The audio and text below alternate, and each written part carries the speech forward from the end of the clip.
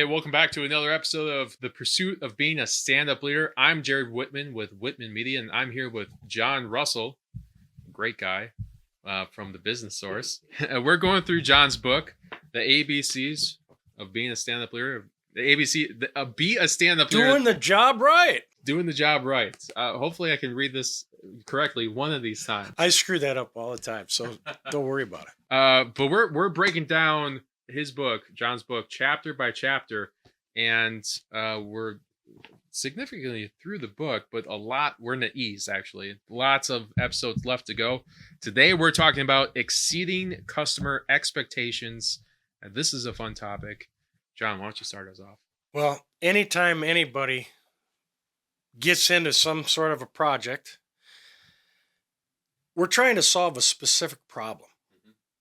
It could be 1,000 different things. In our world, for you, video is to build a better audience, build stronger relationships, increase sales, Save time, create a stronger brand. Yep. There's probably 10 or 15 different outcomes that come from having a good video presence online. In the world of contracting, in the world of marketing, in the world of sales, we're selling a product to help a business advance themselves, usually increase revenue, or to help a consumer solve a problem.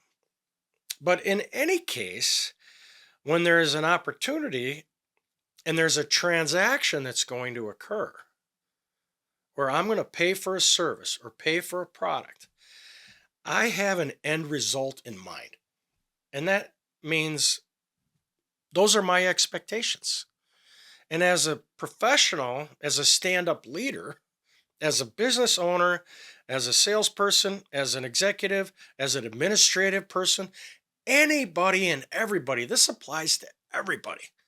I couldn't be more emphatic about the importance of exceeding customer expectations. It's probably my number one thing. Yeah. I swear to God. My little slogan on LinkedIn right now is making a difference every day. Yeah.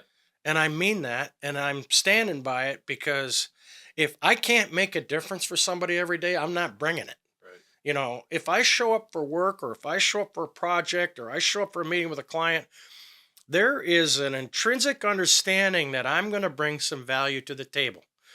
So anytime we make a purchase, we're trying to solve a problem.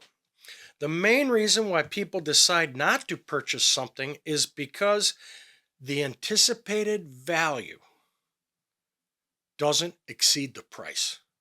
I learned that from Roy Williams at Wizard Academy. Yeah. It took me a long time to digest that. Let me say it again. The main reason why people decide not to purchase is because the anticipated value doesn't exceed the price. I'm paying too much for this. Right. I'm not going to get what I want out of it for the price that I'm paying, so I'm not going forward with it. So customers don't believe that the value the product or service provides will do what's expected. I had a guy come by, my lawnmower wouldn't start. Home Services shows up in my driveway, really cool guy. I sit down, start talking to him. I'm like, do you mind if I sit here and watch while you're tearing apart my lawnmower? And he goes, no, go ahead. And I start asking him questions. He tears the top off. He's got the engine part. He's got the carburetor off, and he's rebuilding everything on the spot. Nice. I'm like, wow, this guy is really talented. He goes, I do this about 100 times a week. So he's extremely skilled. All I wanted was for that mower to start and run. Guess what? When he left, it was like a brand new lawnmower. Yeah. Now, maybe it's not like off the showroom floor new, because it's like 20 years old. Right. But he rebuilt my engine right there. Yeah. And it was a fixed cost. I paid him the $125 or whatever it was. That's it? I still... It's a huge value. I'll refer that guy to everybody. Yeah. He's phenomenal. And he exceeded my expectations. Yeah. And the price was reasonable for that. So learning how to uncover, identify, and discuss exactly what the customer needs and wants is the key to establishing what their expectations are. I think this is a huge mistake. A lot of business people go into a transaction with a client, a customer, and they don't know what their expectations are. What do you look for when you walk into a project in terms of finding out what does the customer want besides getting a video? Well, asking them what they want, Right. having that information. Right. What are you going to do with the video?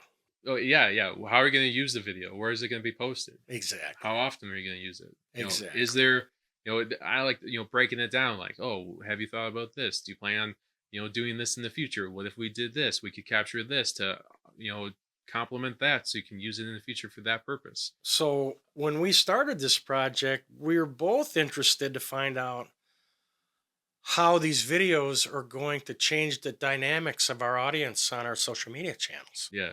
So you can't really go to a client and say, you've got 100 subscribers today. Right. I'm going to produce these videos for you. You're going to have 1,000 new subscribers by the end of July. Yeah, you definitely don't want to say that. No. Yeah, well, that's an unrealistic expectation. I think, yeah. But what if they say that to you? Then it's on my chest to explain what the expectations Reasonable and realistic Yeah. is then the way I like to phrase it. reasonable and realistic. That's a good way to phrase it. Yeah. So the key is to understand what the customer's expectations are, not just at the purchase level, but beyond that. What's the product going to do for them? Yeah. They always say, you buy you buy a nail to make a hole, or never mind that. We'll have to edit that out. There's something about nailing a screwdriver. We're gonna keep it in there. We're gonna keep it in there. No, I think like was it like under? No, you need a hole, so you buy a drill. Under promise, over deliver type of thing. The drill bit makes the hole that you need. You're digging the hole, John. You're digging the hole. No, I think like under promise, over deliver. Yeah. And then down with that. Going over, like when I was selling Cutco knives, they would do this thing day two. They would write price in the vertical, and then we would list all the different value items, value items for that. And so you had all these value items, and then you had price, because Cutco is like the Lamborghinis of knives. Yeah, I got one. So when the value outweighs the price, it just makes sense to move forward with that price. But then if you're under promising and then over delivering, now the value far exceeds what the price that they're paying. Right. Which is cool. Yeah, so I want to propose to all the viewers out there, show your customers that you're listening by taking notes, and demonstrate that you sincerely care about them. And stand-up leaders establish clear customer expectations before the sale. Write down what they expect. Make it part of the deal. Yeah. Because there can be a misunderstanding or a misperception about what is going to be the end result, the desired outcome of this whole thing. So my recommendations are to ask the questions early on in the process to discover what problem your product or service will solve. Yep. Drill bit, hole. So I can hang this picture. So I got to go buy a drill bit, even though I really just need to hang a picture. Right. Okay, so if you're not taking notes, it sends a bad signal, in my opinion, to the customer that how is he or she going to remember all this? Right. We're going through this process and you just asked me a question, but you're not writing it down. Right. I'm kind of starting to wonder if I'm working with the right provider. Yeah. Because they're not paying attention. They're not taking notes. They're not demonstrating authentic care for what's important to the customer. I've actually run up against this in some of the subcontractors I work with, in that I gave them a lot of information. I ask them, are you going to take notes on this? And then say no. And then when I get something edited or whatever brought back to me, it's like, you didn't take what is this? No, this is not what we talked about. So sometimes you have to bite the bullet if you're not used to taking notes, to take the effing notes so that the customer is getting the product with what they're looking for. It seems over simple, doesn't it? Oversimplification. I think when you simplify things, Yeah. and even you slow down, Right. it makes all this future work a lot easier than a lot more going back and forth and Yeah. friction. If I'm explaining to somebody what I need and they're writing it down, Yeah. I'm thinking, whew, Right. I'm working with somebody who knows what they're doing, Right. Yeah. who's paying attention, because 4 hours later or 4 days later, when you start looking at my project sheet and you're looking at the notes and there's nothing there, I might not be able to remember everything. Right. Exactly. Like looking at from like I'm running so many different projects and I'm relying on subcontractors like Lucas to Right. own these projects to an extent.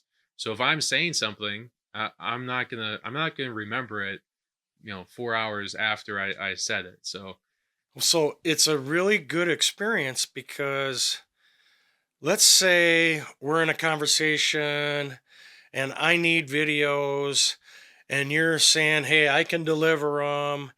And I'm writing down your promises to me. And then, okay, great. Let me go and talk to a couple other people. And then we meet back again 2 weeks later. And I've got my notes here and I start to go through it. And I'm like, based on our conversation before, here's what we talked about. Yeah. Here's what you want to see happen. Here's what your expectations are. Has anything changed? right. Oh, what a great question. Has anything changed? Right. Very, It's just very good. simple. Time goes by. Yeah, okay. I want the gold knobs on my cabinets. Well, it's going to be an extra $10,000. Right. We're gonna have to write up a change order for that. Yeah. But that's just realistic communications about it's a two-way street. Yeah. And I always appreciate it when I'm working with somebody who's competent. Yeah. I don't expect people to remember everything because there's too much going on in the world. But when you pull out my folder and you have notes from my last meeting so that you remember what I wanted to see happen, I'm feeling comfortable. I'm feeling assured.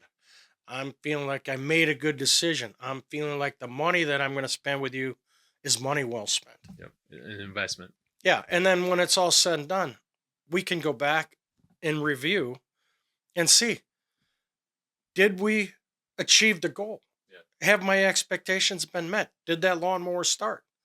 Are those windows amazing? Is that video incredible? Is whatever you promised going to be more than what I expected? And then I'm off to new customers, new referrals, happy customers. And that's good business right there. Yeah. So stand-up leaders establish good customer expectations. They take good notes. And if you're really on top of your game, you'll go one step further to exceed their expectations. And we can talk about Lanyap, which is a little surprise at another time. It's a different chapter. Okay. But adding a little bit of wow, a little special something at the end. Yeah. It's great to watch people smile when you exceed their expectations. Yeah, I agree. Awesome. Anything else? No, John, I think we covered this topic pretty well. I love this subject because it's critical. Yeah. Well, I think a lot of the chapters in your book are critical. Everybody should pay attention to page number 72 Everyone should pick up a copy of John's book. on Amazon. It's on Amazon. It's super consumable. I read it within a week's time. It's priced so that your pocketbook will feel good about it. It's just a great book filled with a lot of information, and exceeding customer expectations is so prevalent to make sure that you're getting a good review, getting referrals, and getting repeat It's the key business. to success. I agree with that. Thanks for being with us. Look forward to seeing you next time.